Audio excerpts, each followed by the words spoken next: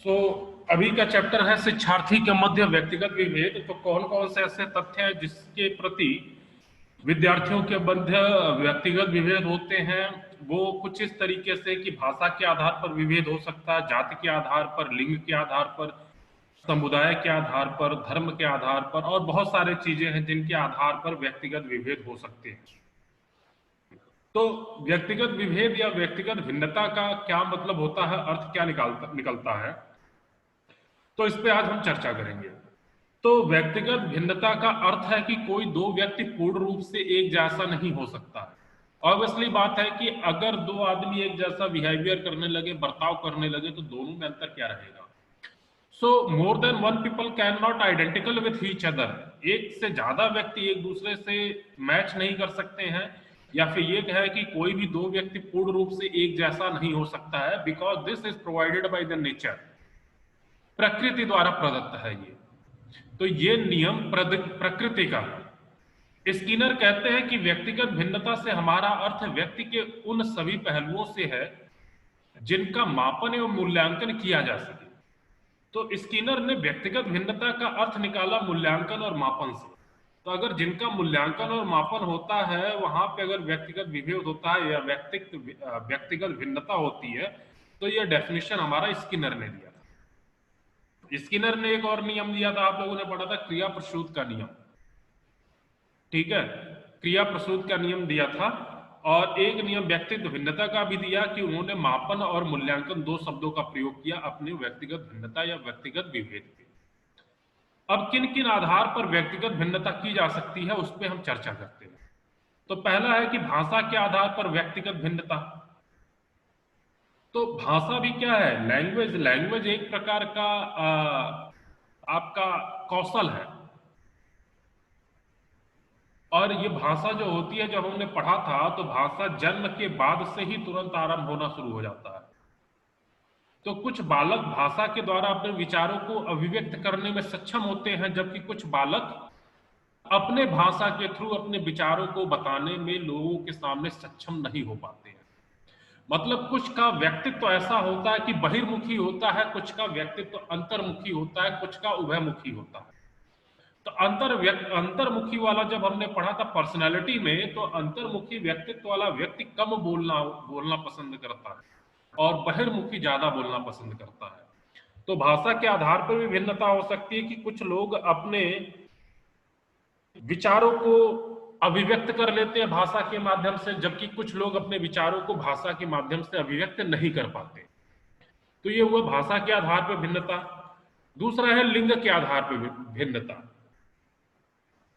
तो हमने कल के लेक्चर में लिंग के आधार पर बहुत सारे रूढ़ियां पढ़ी थी। तो लिंग के आधार पर, जैसे कि अगर मैं केवल बात करूं मेल और फीमेल की, तो लिंग के आधार पर भी आप लोग देखे होंगे कि मेल जो होते हैं अधिकतर 90%, 10% एक्सेप्शनल केस निकाल दो तो 90% केस में पुरुष की जो गठन होता है, बॉडी का स्ट्रक्चर होता है, वो स्त्रियों से तगड़ा होता है। मीन्स लंबाई और चौड़ाई के मामले में स्त्रियों के मुकाबले ज्यादा होता है।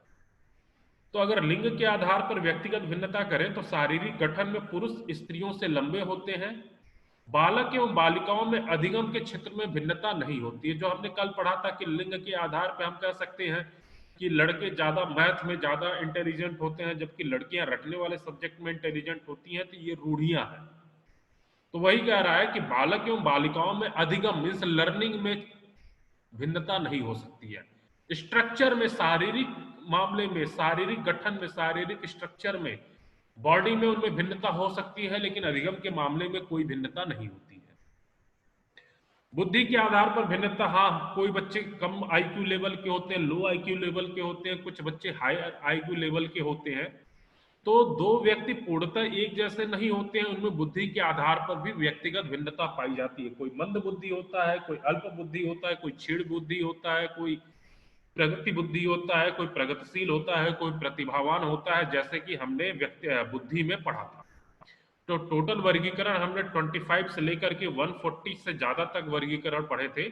और उसमें मैंने आपको स्लोगन भी बताया था कि जो कि याद करने का बहुत सटीक तरीका है।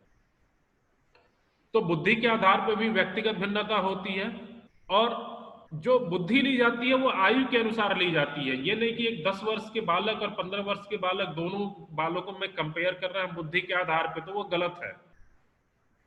तो दूसरा पॉइंट यही है कि आयु के अनुसार बालकों में बुद्धि का विकास होता है, परंतु कुछ बालकों में अपनी आयु के सापेक्ष अधिक बुद्धि होती है और कुछ बालकों में सामान्य बुद्धि पाई जाती है। बुद्धि परीक्षण वादा द्वारा बुद्धि लब्धि मीन्स आईक्यू, बुद्धि लब्धि साथ करके यह सरलता से ज्ञात किया जा सकता है कि कौन सा बालक कितना बुद्धिमान है। तो बुद्धि के आधार पर व्यक्तिगत भिन्नता होती है। अगला है परिवार और समुदाय के आधार पर भी व्यक्तिगत भिन्नता होती है, क्योंकि कि परिवार और समुदाय का व्यक्तित्व पे, पर्सनालिटी पे बहुत ही गहरा प्रभाव पड़ता है। जैसा कि हम लोगों ने पर्सनालिटी में पढ़ा, अच्छे परिवार के बच्चों का व्यवहार अच्छा तथा अपराधी प्रवृत्ति वाले बच्चों के व्यवहार भी अपराधी की तरह होंगे या कुप्रभावित होंगे या अच्छे व्यवहार नहीं होंगे। आर्थिक स्थिति पे भी समुदाय में भिन्नता होती है।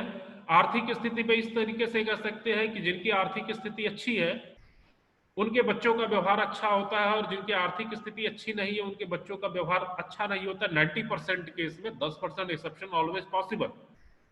लेकिन यही माना जाता है कि अगर आप अच्छी सोसाइटी में रह रहे हैं, आपकी आर्थिक स्थिति अच्छी है, तो आपकी बॉडी लैंग्वेज भी अच्छी होगी, आप में कॉन्फिडेंस लेवल भी अच्छा होगा, और कॉन्फिडेंस लेवल ही आपकी व्यक्तित्व को शो करता है, पर्सनालिटी को शो करता है। तो आप इटरनली अंदर से कितना कॉन्फिडेंट हैं, इस बात पे निर्भर करता है कि आपकी आर्थिक स्थिति कैसी है। अगला है कि संवेग के आधार पर व्यक्तिगत भिन्नता।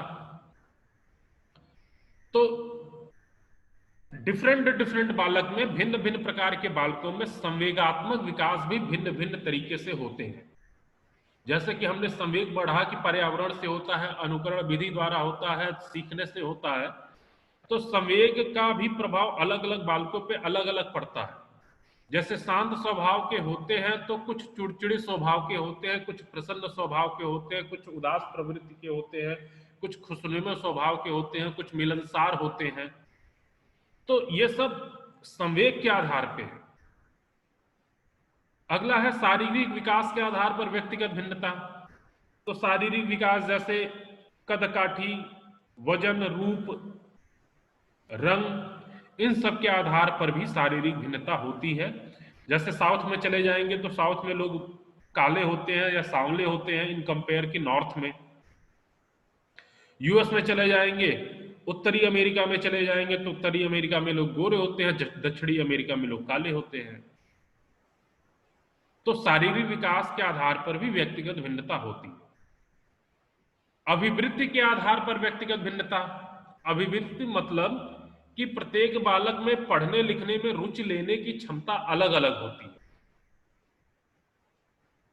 कुछ खेलने में अधिक शौकीन होते हैं, कुछ खेलने के लिए ज्यादा उत्साहित होते हैं, तो कुछ बच्चे पढ़ने के लिए ज्यादा उत्साहित होते हैं। तो मतलब हम ये कह सकते हैं कि प्रत्येक बालक की अभिवृत्ति भी असमान होती है। कुछ विशेष प्रकार के कार्य जैसे पढ़ने लिखने में रुचि लेते हैं, तो कुछ अन्य कार्यों जैसे खेलने, ड्राइंग करने इत्यादि में रुचि लेते हैं। अगला है व्यक्तित्व के आधार पर व्यक्तिगत भिन्नता, पर्सनालिटी के आधार पर। तो मैंने आप लोगों को बताया जैसा कि कुछ बालक बहिर्मुखी होते हैं, कुछ अंतर्मुखी होते हैं, और प्रत्येक बालक किसी दूसरे बालक की योग्यता से प्रभावित हो या ना हो, परंतु उनके व्यक्तित्व से प्रभावित अवश्य होते हैं। आपकी किसी के सामने जाते हैं और अगर आपकी पर्सनालिटी अच्छी है, डायनेमिक पर्सनालिटी है, तो पहले आपकी पर्सनालिटी आपके बारे में सामने वालों की बताएगी, बाद में उनसे बातचीत करने के बाद आपके पास कितनी इंटेलिजेंसी है, कितनी बुद्धि है, वो सामने वाले को पता चलेगा। लेकिन first thing is your personality. ठीक है, तो पर्सनालिटी मीन्स व्यक्तित्व के आधार पर भी व्यक्तिगत भिन्नता होती है। नेक्स्ट है गत्यात्मक कौशल मीन्स डायनेमिक। गत्यात्मक कौशल के आधार पर भिन्नता। तो शारीरिक क्रियाओं में सफल होने की योग्यता में एक समूह के व्यक्तियों में भी अधिक भिन्नताएं पाई जाती हैं। कोई व्यक्ति किसी कार्य को अच्छे ढंग से कर सकता है और कोई व्यक्ति किसी कार्य में रुचि नहीं लेता है तो वो उसे अच्छे ढंग से नहीं कर सकेगा। क्यों से कि हमने कॉन्सेप्ट पढ़ा है कि अगर मैं किसी काम को करना चाहता हूं तो मैं उस काम को कर लूंगा, लेकिन अगर मैं किसी काम को करना ही नहीं चाह रहा हूं तो लाख कोशिश के बावजूद भी हम वो काम नहीं कर सकते हैं। तो गत्यात्मक कौशल भी यही है कि अगर शारीरिक क्रियाएं, मानसिक क्रियाएं दो व्यक्ति की समान है और दोनों एक ही काम कर रहे हैं, लेकिन एक आदमी अगर रुचि लेकर के काम कर रहा है तो वो उसे करने में निपुण रहेगा, परिपक्व रहेगा, इन कंपेयर की दूसरे व्यक्ति के साथ जो उस काम करने में रुचि नहीं ले रहा है। नेक्स्ट है कि शिक्षा के क्षेत्र में व्यक्तित्व विभिन्नता का महत्व। तो शिक्षा के क्षेत्र में व्यक्तित्व विभिन्नता का महत्व, पहला पॉइंट यह है कि पिछड़े एवं मंद बुद्धि बालकों की शिक्षा के लिए व्यक्तित्व भिन्नता को ध्यान में रखते हुए उनके अनुसार शिक्षण प्रणाली की व्यवस्था की जाती है। दूसरा है शिक्षक व विद्यालय प्रबंधक कक्षा शिक्षण में व्यक्तित्व भिन्नता से भी सहायता प्राप्त कर सकता है। तीसरा है व्यक्तिगत शिक्षण व्यक्तिगत भिन्नता का ही परिणाम है, जिसमें बालकों की आवश्यकता के अनुसार उन्हें शिक्षा प्रदान की जाती है, वह उनका सर्वांगीण विकास करने पर बल दिया जाता है। व्यक्तिगत भिन्नता को ध्यान में रखते हुए बालकों को गृह कार्य देना चाहिए। बालकों के शारीरिक दोषों का ज्ञान व्यक्तिगत भिन्नता के आधार पर ही शिक्षक को पता चल पाता है। इन दोषों को ध्यान में रखते हुए शिक्षण कार्य प्रारंभ करना चाहिए। जैसे कोई कम सुनता है, कोई देख कम पाता है, कोई चलने में असमर्थ है, दिव्यांग है, तो उन सारे चीजों को ध्यान में रखते हुए शिक्षा प्रणाली को ध्यान में करना चाहिए। क्यों से कि हमारी शिक्षा प्रणाली शिक्षार्थी ओरिएंटेड मीन्स चाइल्ड सेंट्रिक है, बाल केंद्रित शिक्षा है। बालकों को केंद्र में रखना है, पाठ्यक्रम को केंद्र में नहीं रखना है, टीचर को केंद्र में नहीं रखना है, बालक को केंद्र में रखना है। तो जब तक बालक के बारे में हमें पता नहीं रहेगा तब तक हम बालक को केंद्र में नहीं रख सकते हैं। तो ये सारी चीजें थी कि शिक्षार्थियों के मध्य व्यक्तिगत विभेद किस आधार पर किए जा सकते हैं और कैसे कैसे कर सकते हैं। तो अगर